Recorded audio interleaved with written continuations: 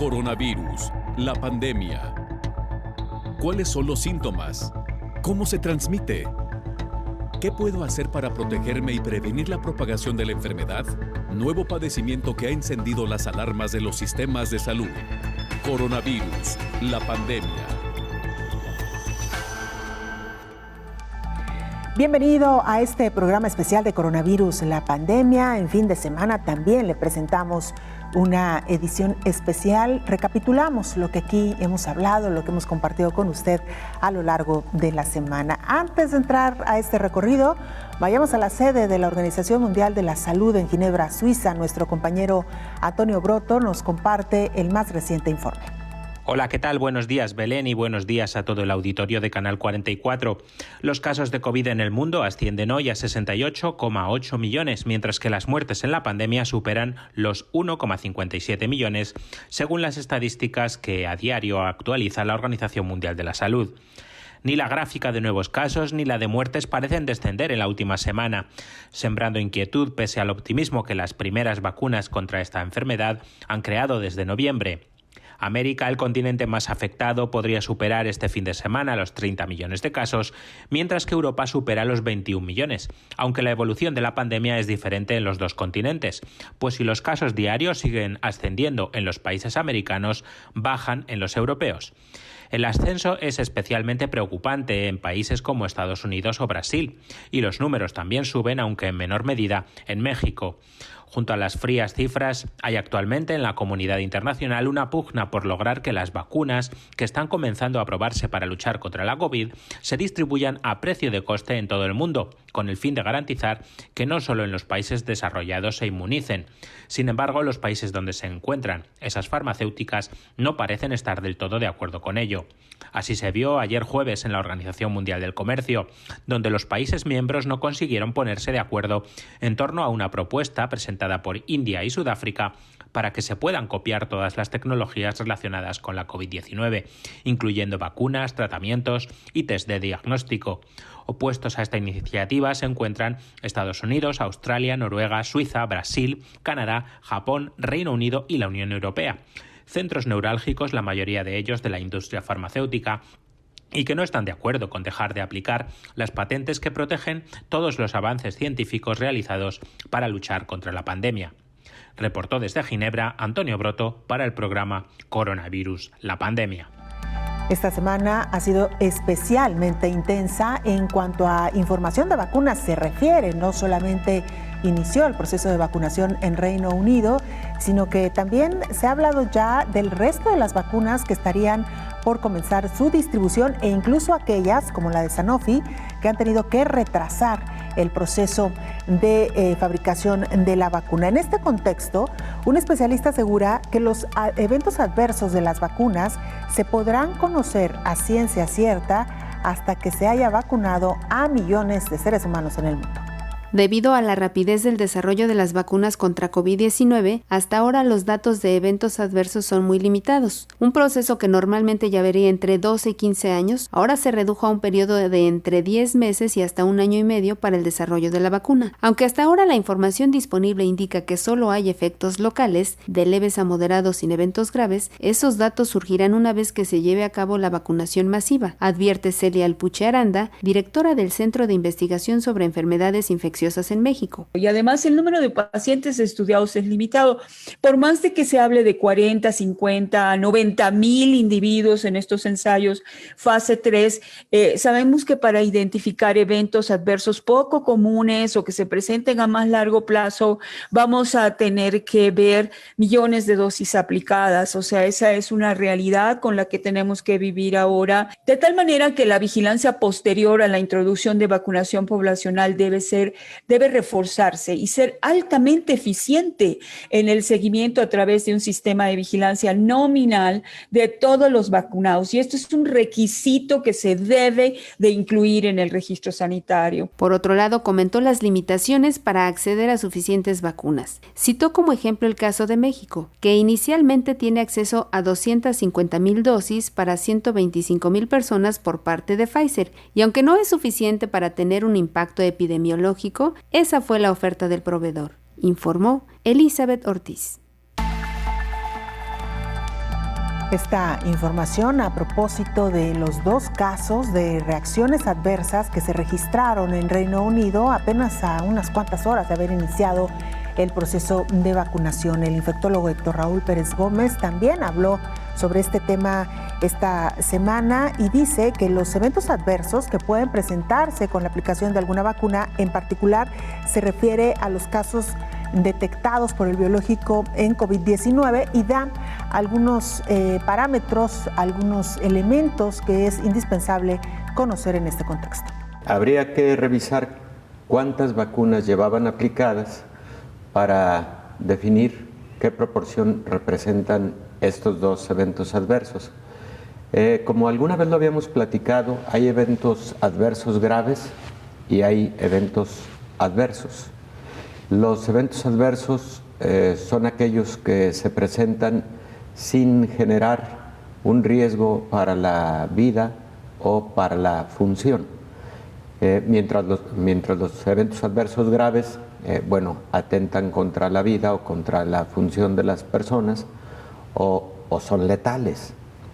En este caso, son 2 eventos tipo alergia al biológico y seguramente es algo que se tiene previsto, no necesariamente creo que se esté presentando en proporciones mayores. Es muy importante esa vigilancia, estoy completamente de acuerdo.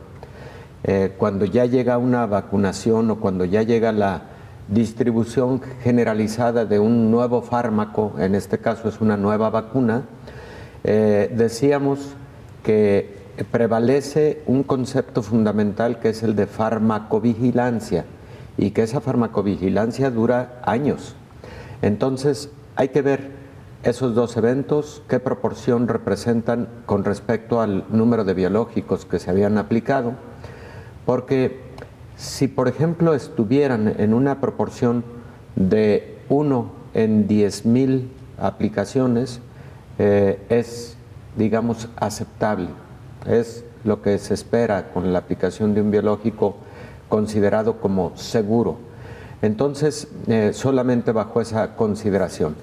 Qué bueno que se tenga una estricta vigilancia. De hecho, los protocolos para la administración de vacunas establecen eso, que una vez aplicado el biológico, el paciente debe permanecer durante un espacio de tiempo en vigilancia ante el propio personal de la salud que aplicó el biológico. Vamos a ver cuál termina siendo el desenlace de estos 2 casos, si fue algo transitorio, si no evoluciona y si por ende se termina por considerar como un evento adverso leve. Los eventos adversos relacionados con lo que conocemos comúnmente como alergias es algo frecuentemente no previsto.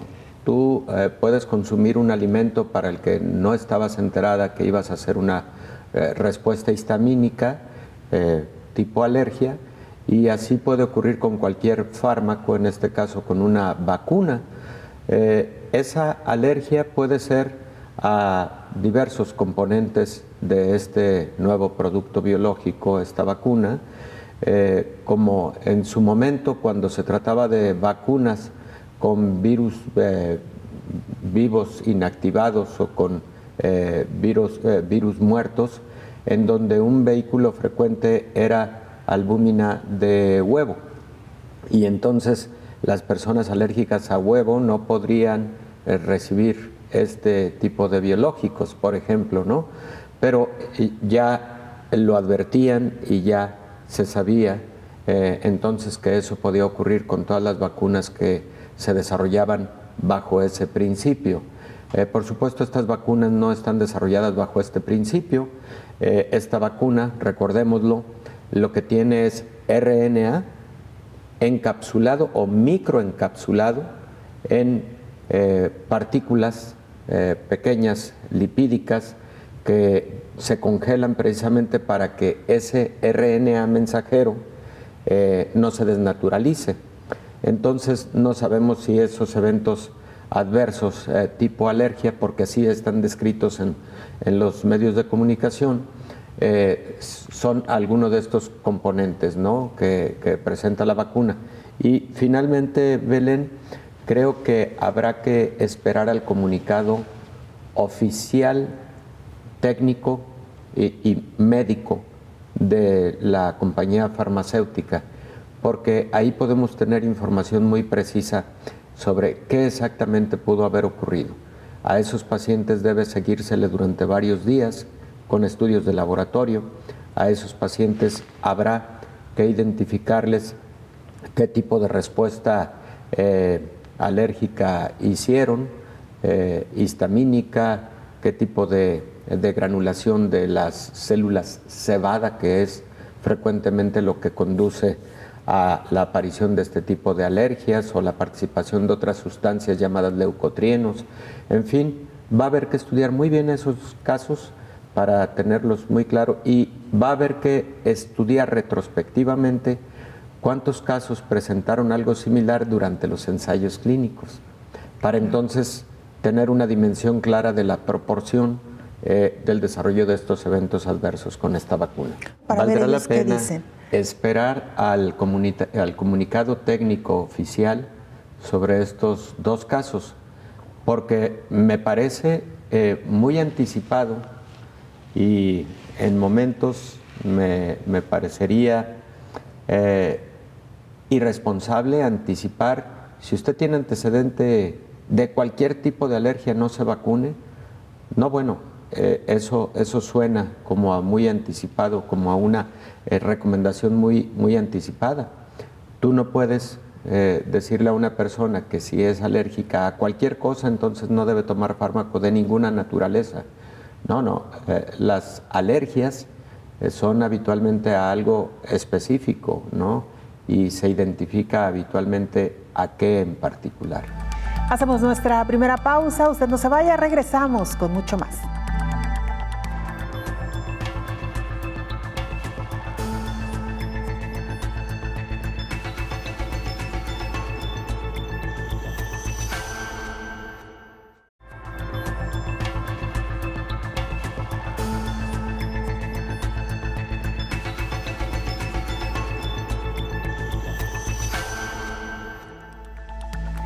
@Canal 44 TV, nuestra cuenta institucional en Twitter y Facebook. Nos pueden mandar mensajes también a través de WhatsApp al 33 22 42 06 90. Y mire, el llamado ha sido reiterado. La vacuna o las vacunas contra COVID-19 no son la panacea para terminar con esta pandemia. El llamado viene ahora por parte de la alta comisionada de las Naciones Unidas, Michelle Bachelet. En las últimas semanas se han producido avances extraordinarios en el desarrollo de la vacuna, lo cual es fruto del ingenio y la determinación de las personas en un momento de crisis. Pero por sí solas, las vacunas no pueden resolver la pandemia o curar el daño que se ha causado, declaró la alta comisionada para los derechos humanos, Michelle Bachelet. Exhortó a los estados que no solo distribuyan el biológico de forma equitativa, sino que también reconstruyan la economía, reparen el daño causado por la pandemia e incluso aborden las lagunas que la enfermedad expuso. Advirtió que devolver a lo que se tenía antes de que el coronavirus hiciera irrupción en las vidas será un fracaso. Además, señaló que algunos gobiernos aprovecharon la contingencia para acabar con la disidencia política y las críticas, incluso con la detención de actores de la sociedad civil y periodistas.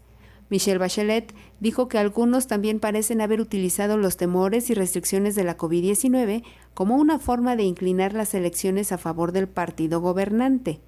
Para la alta comisionada ha sido chocante, pero lamentablemente no sorprendente, ver el desproporcionado número de víctimas de la COVID-19 entre los individuos y grupos marginados y discriminados. Así ocurrió en algunos países más ricos del mundo, donde la tasa de mortalidad de algunas minorías raciales y étnicas ha sido hasta 3 veces superior a la de la población en general, informó Elizabeth Ortiz.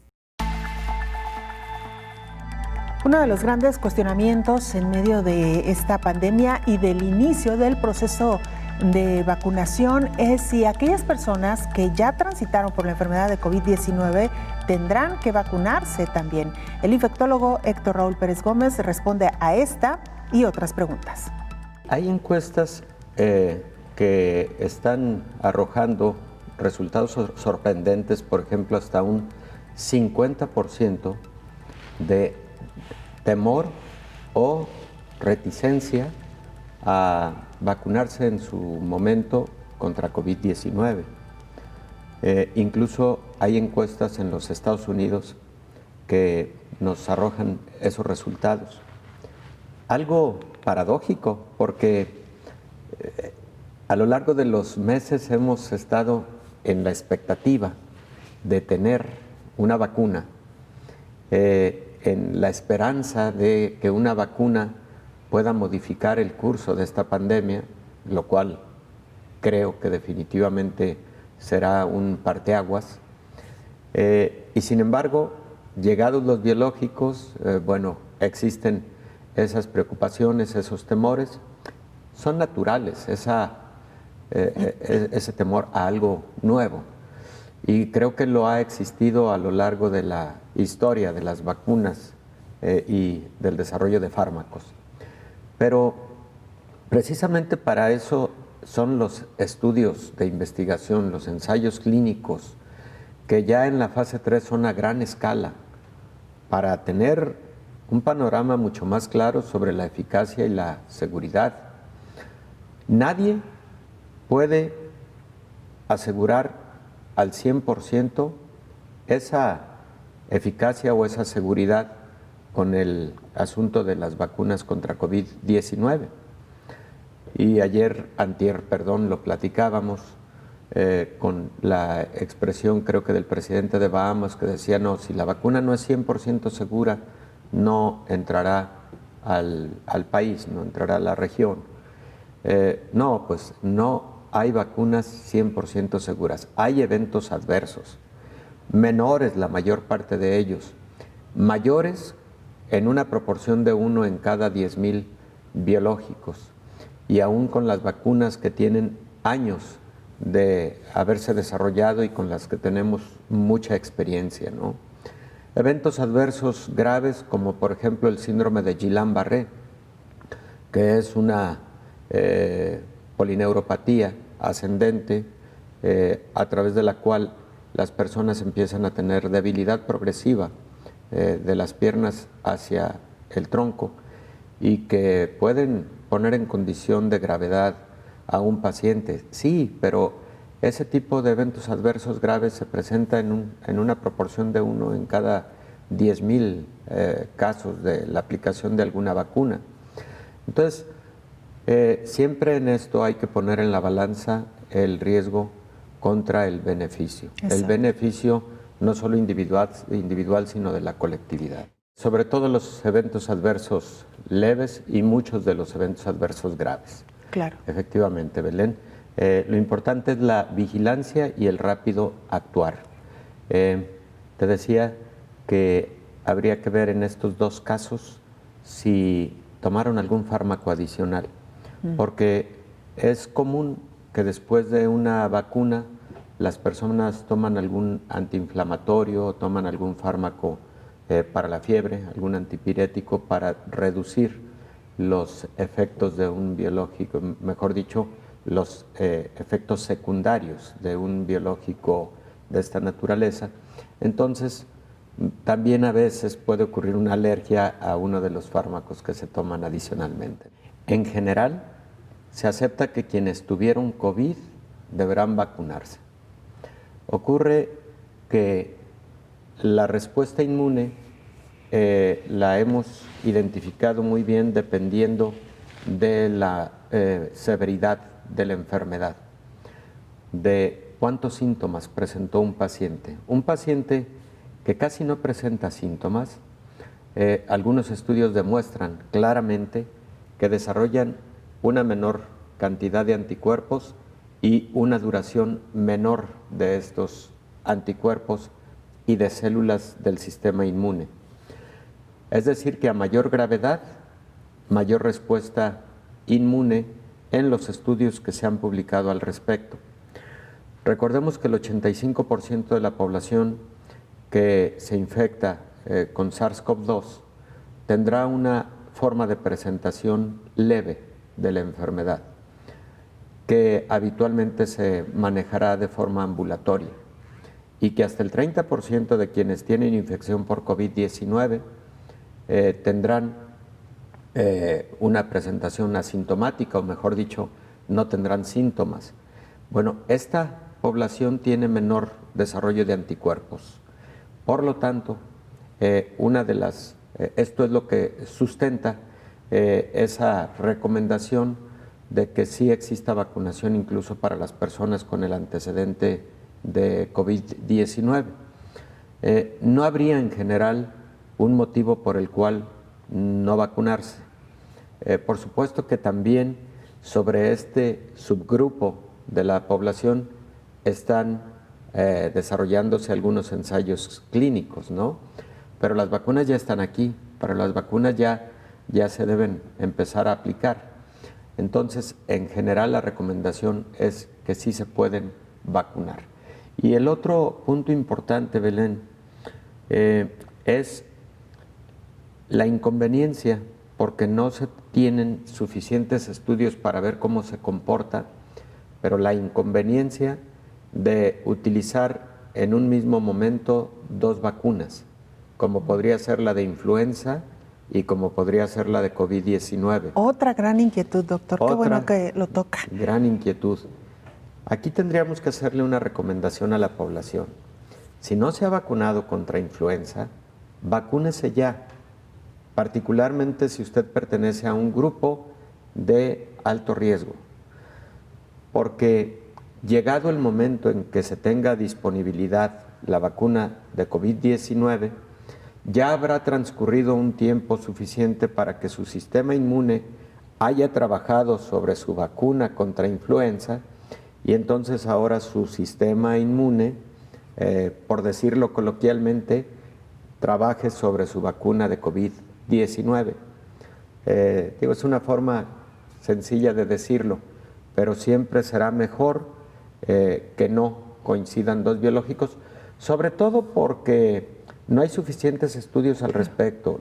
Hay algunos, pero no a la escala que quisiéramos, porque claro, las personas nos podrán decir, bueno, pero hay biológicos que son incluso la triple viral, la quíntuple vacuna, etcétera, sarampión, rubiola y paperas juntas. No, sí, pero existieron estudios suficientes en su momento para identificar que podrían vacunarse de forma conjunta. Claro. En este caso, esta es una novedad, por eso la recomendación sería espaciarlas. Vacúnense ya contra influenza.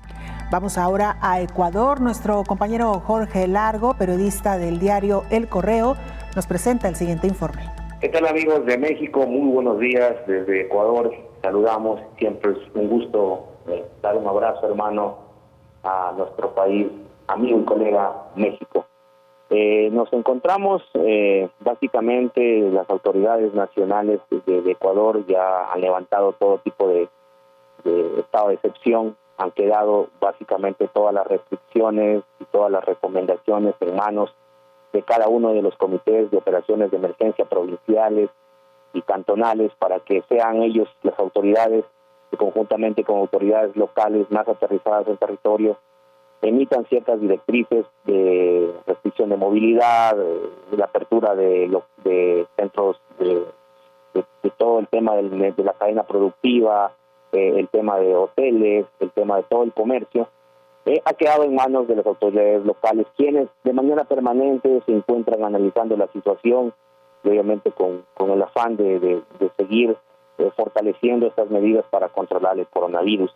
En cifras, nosotros nos encontramos prácticamente con 199.228 casos confirmados con pruebas PCR, 174.000 personas, 188 recuperados, 24.033 casos con altas hospitalarias, 438.318 casos descartados, 9.295 fallecidos confirmados por COVID-19, 4.519 fallecidos con probabilidades.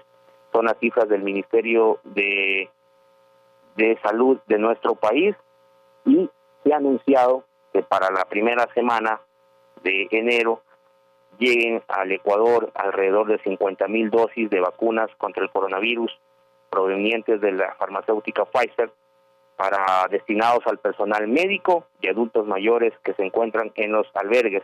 El resto de vacunas llegarán paulatinamente desde marzo del 2021. Eso es lo que nos han confirmado las autoridades de nuestro país en relación al tema de la vacunación que se daría prácticamente el próximo año en nuestro país. Como les decía inicialmente, prácticamente todas las restricciones, todas las recomendaciones, todas las medidas de bioseguridad están en manos de las autoridades locales que permanentemente mantienen reuniones en sitio, en territorio, para evitar una nueva oleada de coronavirus. Sin embargo, la población aún rechaza este tipo de medidas y sin embargo continúan haciendo aglomeraciones en ciudades como en Guayaquil, como en Quito. Hemos visto precisamente en estos feriados de Navidad que se acercan fin de año. Sin embargo, pues esperan que a futuro estas medidas se endurezcan un poco para evitar nuevos contagios y una oleada masiva de contagios acá en el Ecuador. Gracias a nuestro compañero Jorge Largo. Hacemos una pausa muy breve, regresamos con más información.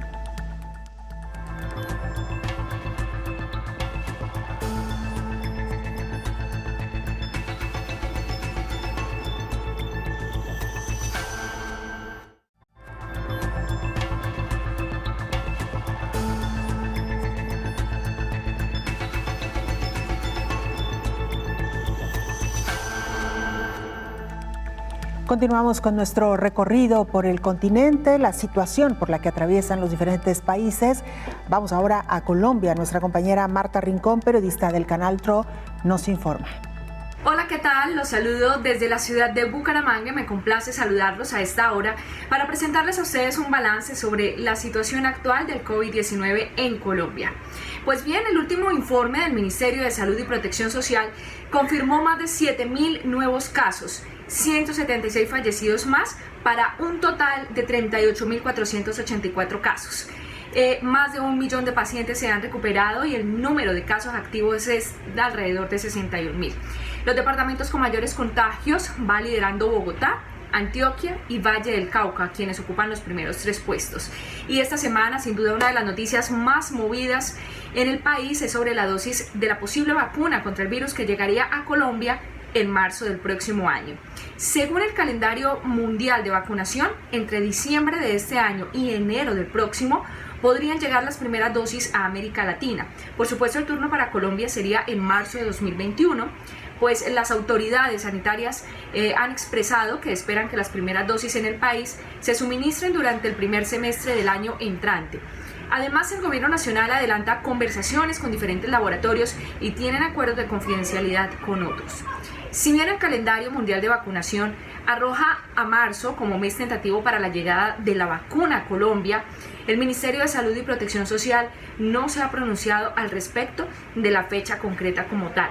Sin embargo, el gobierno local sí dio a conocer que los primeros colombianos en recibir la vacuna contra el COVID-19 serían los trabajadores de la salud, como médicos y enfermeras, personas que tienen más de 60 años de edad y pacientes considerados de alto riesgo que cuenten con enfermedades como hipertensión, complicaciones cardíacas y deficiencias renales, que es lo que los hace más vulnerables al virus. Por ahora yo me despido. Estas son algunas de las noticias más importantes que se registran en Colombia. Con ustedes, Marta Rincón, periodista del Canal TRO. Nos vemos en una próxima oportunidad. Chao.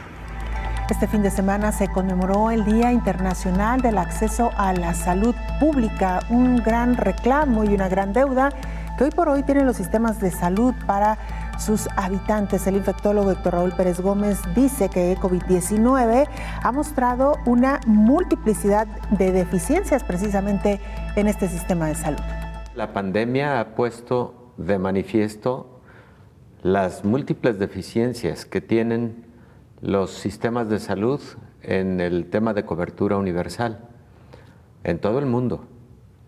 Lo hemos visto en países europeos, como hubo insuficiencia de espacios para la atención hospitalaria de pacientes con COVID. Lo hemos visto en países de América Latina, lo hemos visto prácticamente para todo el mundo, salvo algunas honrosas excepciones. pero recordemos que la mayor parte de sistemas de salud en el mundo han hecho lo que conocemos como reconversión hospitalaria para la atención de pacientes con COVID. Es decir, que muchos espacios, por ejemplo, hospitalarios, destinados para atender enfermedades tales como diabetes, hipertensión, enfermedades cardiovasculares y patologías generales, tuvieron que ser reconvertidos para atender a pacientes con COVID. Eso generó en muchos momentos que pacientes que debían recibir atención quirúrgica, por ejemplo, para alguna patología abdominal, tuvieran que ser reprogramados para otro tiempo por estar concentrados en la pandemia de COVID-19. No solo los espacios, sino también el personal de la salud. De tal suerte, Belén, que cuando hablamos de cobertura universal en salud, si bien hice comentarios de algo muy específico que es la atención hospitalaria, debemos recordar que la cobertura universal, número uno, implica las diversas fases de atención a la salud pública y a la salud individual, la prevención y la promoción de la salud, la atención y la detección oportuna de enfermedades, el tratamiento oportuno para enfermedades generales, la detección oportuna y tratamiento para enfermedades de especialidad y alta especialidad. Por otro lado, la recuperación y rehabilitación de los pacientes.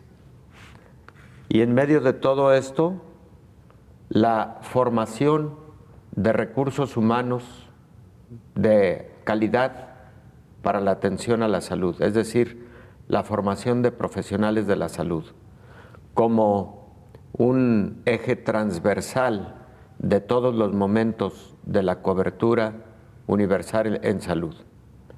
Pero además de lo anterior, todas estas fases de las que acabamos de hablar, pensarlas en función de la cobertura regional, estatal, nacional, internacional.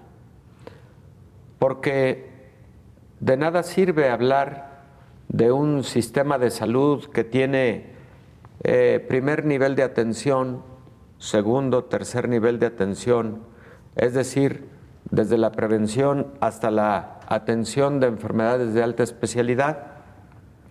Si tenemos un cierto porcentaje de la población, pensemos en global 20% de la población que no tenga acceso hasta por motivos geográficos, que no tenga acceso por motivos culturales y educativos. Entonces, todo esto obligadamente debe tener una serie de estrategias en donde estos momentos de la atención tenga ejes transversales que incluyen educación, cultura, que incluyen transporte, pero además, si revisamos los objetivos para el desarrollo sostenible 2030, pues nos vamos a dar cuenta que muchos de ellos concatenan perfectamente bien en el tercero de los objetivos, que es el relacionado con la salud específicamente. Y me estoy refiriendo, por ejemplo, a la suficiencia de agua y calidad del agua en todo el mundo, que está representando una verdadera crisis. La crisis climática, Belén, que es otro grave problema para el cual la Organización de las Naciones Unidas ha llamado a los integrantes para hacer un esfuerzo mayúsculo en aras de una salud climática, o mejor dicho, mejores condiciones climáticas. Continuando con nuestro recorrido para conocer la situación en el mundo respecto a COVID-19, vamos ahora a Australia. Nuestra compañera Rocío Otaya, corresponsal de la agencia EFE, nos presenta su informe. Hola, ¿qué tal? Buenos días, Belén. Buenos días a todo el auditorio de Canal 44. Los 25 millones de habitantes de Australia viven una práctica normalidad, aunque aún el país mantiene sus fronteras internacionales cerradas, con algunas excepciones, y probablemente las vuelva a abrir en julio del próximo año. Gran parte de sus esfuerzos se centran en repatriar a 38.655 australianos que están varados en el extranjero. El gobierno prevé comenzar a vacunar a sus pobladores contra este coronavirus a partir de marzo de 2021, aunque no de forma obligatoria, después de que las autoridades aprueben aquellas vacunas que demuestren ser eficaces y seguras. El gobierno australiano ya ha adquirido más de 130 millones de dosis de vacunas de AstraZeneca, Moderna y Pfizer, aunque tuvo que romper el contrato con CSL para comprar la vacuna que se desarrollaba localmente después de que algunos de los participantes dieran falsos negativos a las pruebas de VIH. El gobierno australiano ha puesto el acelerador para reactivar su economía, que en el tercer trimestre de este año registró un crecimiento de un 3,3%, que siguió a una recesión técnica que puso fin a casi 30 años de crecimiento económico sostenido y continuo. Pero esta recuperación aún no se siente en la exportación de servicios educativos, la cuarta más importante del país después del carbón, el hierro y el gas, y que aporta anualmente unos 26.500 millones de dólares, dado que los estudiantes extranjeros aún no retornan a las aulas. Solamente han podido entrar al país unas decenas de estudiantes asiáticos al territorio norte australiano. Australia acumula desde el principio de la pandemia casi 28.000 infecciones, que incluyen 908 muertos, la mayoría de ellos a causa del rebrote de Melbourne, que disparó las cifras a finales de junio y que fue eliminado el mes pasado. La segunda ola de COVID-19, que se generó por fallos de seguridad en los centros de cuarentena para viajeros internacionales en Melbourne, obligó a imponer uno de los confinamientos más largos del planeta a los 5 millones de habitantes de esa ciudad. Desde el inicio de la pandemia se han producido algunos focos de COVID-19 en Sydney, la ciudad más poblada del país, así como en la de Adelaida, pero la transmisión de infecciones ha sido controlada por el fuerte énfasis que se pone en Australia al rastreo de contactos de los casos positivos de COVID-19. Reportó desde Sydney, Australia, para el programa Coronavirus, la pandemia, Rocío Otoya, de la agencia EFE. Tiempo ya de hacer una breve pausa. Es la última. Regresaremos para entrar a la recta final de este programa especial Coronavirus, la pandemia.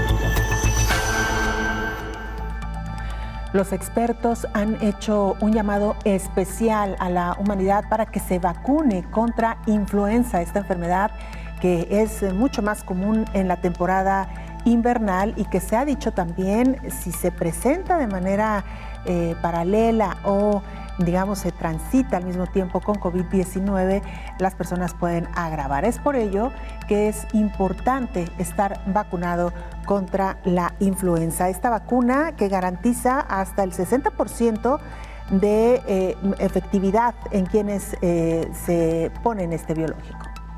La vacuna contra la influenza disminuye el riesgo de contraer la enfermedad entre un 40 y 60% entre la población en general. Por ello se recomienda su aplicación anual al inicio de la temporada. A todos los pacientes que presentan falta de aire o disnea, se les tiene que tomar una muestra para enfermedad respiratoria, independientemente si es COVID o influenza, lo cual sirve para monitorear cómo están circulando los virus y a partir de ahí se tratan ambos padecimientos, explicó la epidemióloga Paola Joana Hernández Rodríguez. COVID e influenza presentan síntomas similares: fiebre, dolor de cabeza, tos, ojos llorosos, escurrimiento nasal y en casos graves hay dolor de pecho y falta de aire o disnea, pero su manejo y tratamiento son diferentes. La influenza es una enfermedad con una evolución mucho más rápida. En los primeros 5 días que inicia un cuadro gripal es agudo. Inmediatamente se presenta dolor del cuerpo, escurrimiento nasal y tos. En el caso de COVID es un padecimiento que después de los 7 días puede presentar complicaciones severas. Inicialmente, los especialistas dan tratamiento para los dos padecimientos y la evolución del paciente indica que sigue, pero es importante no automedicarse. Actualmente diferenciar la influenza de COVID-19 es difícil, ya que este último padecimiento, al ser desconocido, aún se encuentra en protocolo de manejo y tratamiento, informó Elizabeth Ortiz. Esta semana hablamos también con la especialista en salud pública, Mónica Mercado. Señala que al estar en la temporada más fría, el riesgo de presentar influenza A y COVID es alta, por lo que la salud de las personas puede agravarse de presentar las dos patologías de manera simultánea. Se presentan los virus de la influenza. Puede ser influenza tipo A, B o C u otros tipos de infecciones virales. En este caso nos importa porque son asuntos respiratorios. Tenemos, por ejemplo, la que puede generar otra pandemia sería la influenza tipo A. Entonces, si se junta la influenza tipo A junto a la COVID-19 que ya conocemos, y la otra también la conocemos, pero se juntan las dos, y las dos son afecciones respiratorias y virales totalmente distintas en cuanto actúan en el cuerpo de una persona y otra. Sin embargo, por la temporalidad, podemos tener una y otra en la misma persona y en el mismo temporal que estamos actualmente en esto. Separados, sí. Juntos no hemos tenido al menos reporte o información, hemos estado esperando los resultados de las personas. Algunos pacientes que salen negativos a la COVID o que están complicados, hospitalizados, salen negativos a esta patología o a esta infección. Nosotros solicitamos al laboratorio que haga la determinación para influenza y en este momento no se han detectado estos pacientes. O sea, no hemos tenido juntos en este momento. Se van a presentar estos pacientes. Algunos, de forma inicial, como los síntomas no son tan inmediatos y son de forma progresiva, van apareciendo uno y luego otro y a veces desaparecen. Por decir, hay pacientes que empiezan con malestar general y cansancio. Se les quita el siguiente día, pero el siguiente día aparece dolor de cabeza. No es constante el dolor de cabeza y después empieza un poquito de escurrimiento nasal. Entonces, todos los pacientes presentan síntomas diversos, pero sí es de forma progresiva. Hablando de la COVID, uno de los síntomas, unos síntomas que nos harían diferenciar de influenza es la anosmia, o sea, perder el olfato o perder el sabor, que no lo presenta influenza. Influenza es una gripa, pero le decimos a los pacientes, es una gripotota. Es una gripa muy grande con mucha sintomatología, congestión nasal o rinorrea, que les escurre mucho el moquito por la nariz. Y puede haber mucha fiebre y el malestar general y el dolor de cabeza, que se presentan juntos. Por ejemplo, pueden tener todo dolor de cabeza y la congestión nasal, y entonces nos vamos a enfocar más en la influenza. Si el paciente viene con anosmia, de que no percibe los olores o los sabores, nos vamos a enfocar más a COVID. Pero llega un punto en el que no se presenta anosmia y la pérdida del sabor, entonces sí podemos confundirnos con algunas de las síntomas, de las complicaciones de las dos, porque el paciente a lo mejor llega con dificultad respiratoria y ahí tendríamos que hacer más exámenes, abordar de forma laboratorial y de gabinete, radiografías, tomografías y lo que requeramos en este momento. Considerar que es más frecuente este signo de congestión, escurrimiento nasal y los estornudos en la influenza.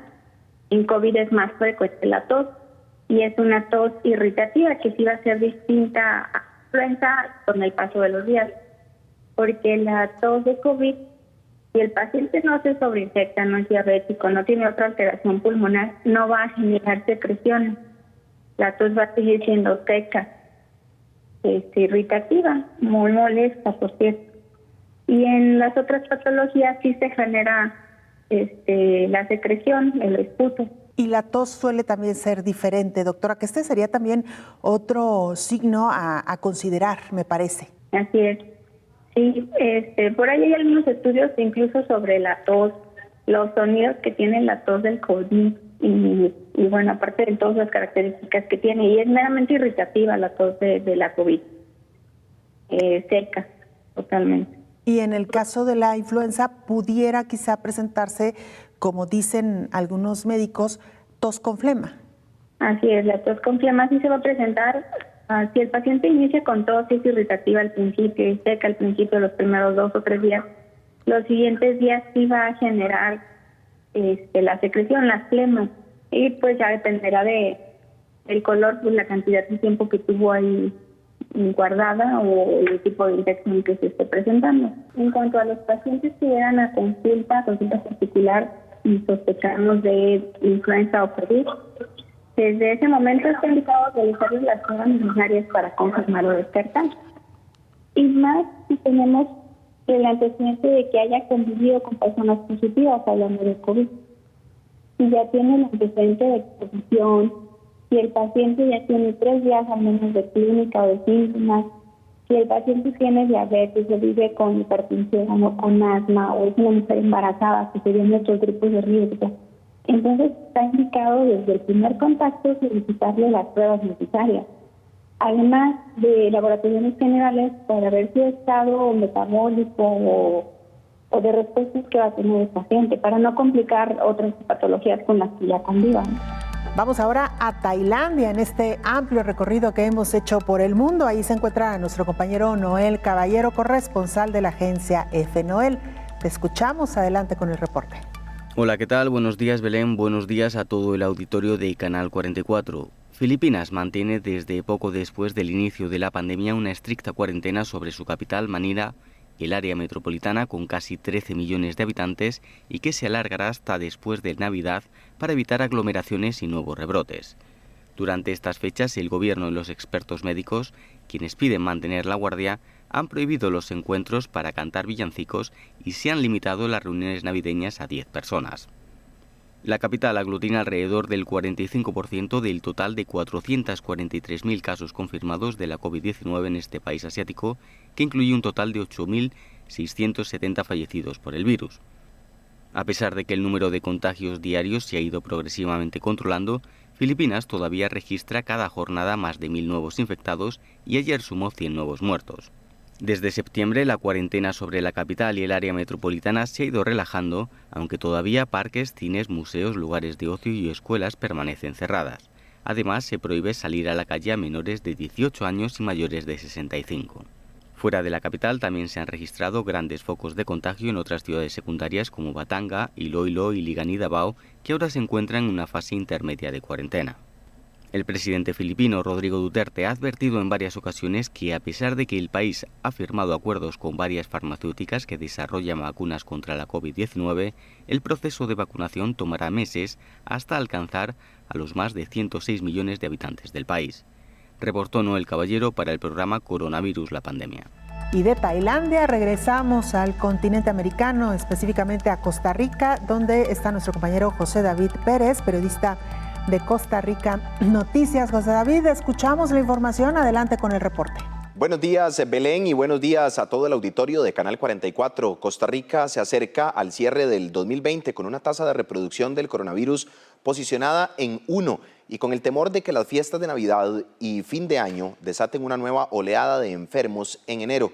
A esto se une la preocupación de las autoridades sanitarias de que ante el cansancio por la pandemia la población se relaje y descuide las medidas para prevenir contagios.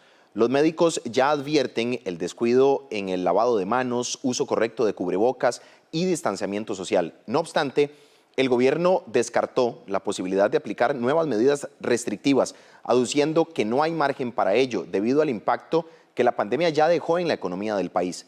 La única disposición en ese sentido fue una directriz gubernamental emitida este martes para prohibir cualquier tipo de festejo en las instituciones de gobierno central.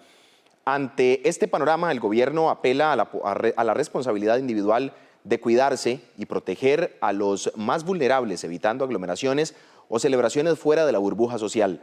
Tras 9 meses de lucha contra el virus, a este martes 8 de diciembre, Costa Rica acumula 147.430 contagios y 1.846 defunciones vinculadas con la COVID-19. Asimismo, la ocupación hospitalaria se mantiene entre el 50% de las camas disponibles para pacientes moderados y 75% para cuidados intensivos. Precisamente el reporte dado el martes anterior da cuenta de 619 personas internadas, de las cuales 230 estaban en condición delicada en cubículos de cuidados intensivos. Los jerarcas de la Seguridad Social celebran que luego de 9 meses de pandemia, los servicios de salud aún no han colapsado y el país logró ampliar su capacidad para atender a pacientes delicados, pasando de 24 espacios en marzo a 359 a la fecha. Desde Costa Rica para el programa Coronavirus, la pandemia, este fue un reporte de José David Pérez con la redacción de Mercedes Agüero. Hasta aquí llegamos con esta programación especial de fin de semana, donde hemos hecho una recapitulación de lo mejor que le hemos presentado a lo largo de los últimos días. Gracias por habernos acompañado. Le invitamos para que nos sintonice en la siguiente emisión de Coronavirus, la pandemia. Hasta entonces. Coronavirus, la pandemia.